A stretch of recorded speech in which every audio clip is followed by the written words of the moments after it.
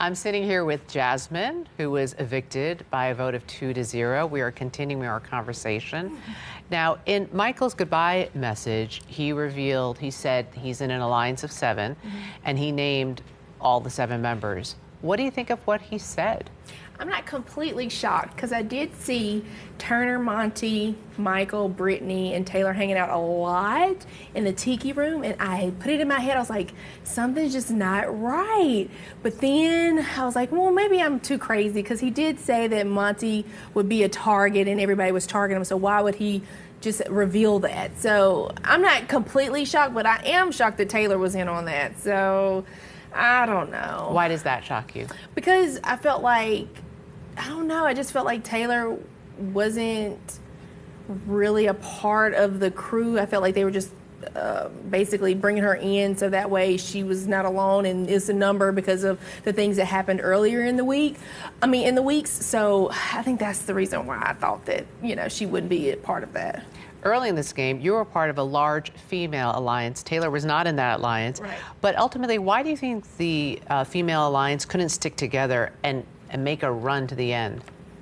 Honestly, I think that the girls, there were girls that were more into the girls alliance. I think it kind of fell in like Indy's lap, for example. That's why she was kind of nervous about it in the first beginning. We were still learning everybody, but also I think that everybody had something else going on, so we would never come back and meet. So I think that's why ultimately it just kind of fell apart. Did you have a leader?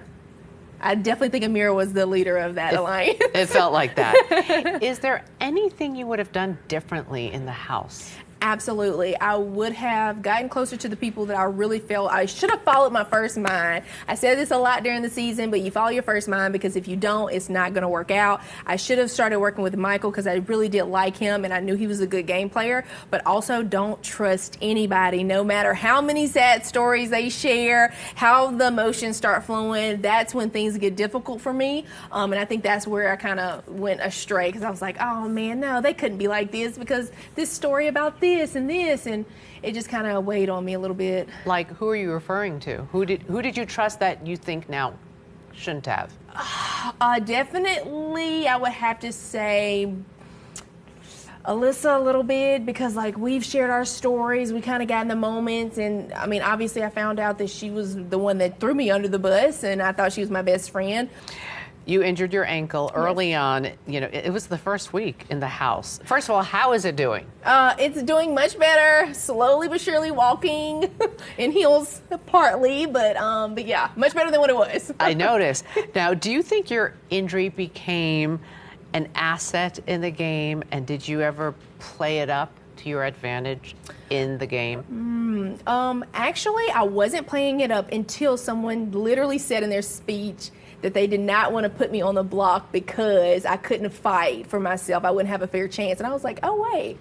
I didn't think about that, but maybe I should play this up a little bit more. I mean, I definitely wasn't faking the pain, to say the least. It really was painful, but I do think that me getting hurt so early in the game, at first it was an adrenaline rush, which helped me, but then later on I think that people were just waiting until, because everybody would always ask, what did the doctor say? What did the doctor say? And I'm like, oh, okay, so y'all are trying to see when I'm going to be like back on my toes so that way y'all could be strategic from there. Who do you think's playing the best game right now?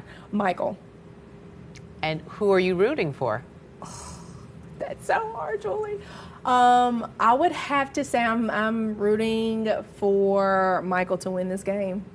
And what's the best thing you're going to take away from the experience of Big Brother? Oh, that is so hard. But I would definitely say being yourself can literally help you go far, not only in Big Brother, but also in the game, in real life, and also just don't trust nobody, no matter how hard it is sometimes, just don't do it. Jasmine, thank you so much. Thank you, Julie. You're welcome.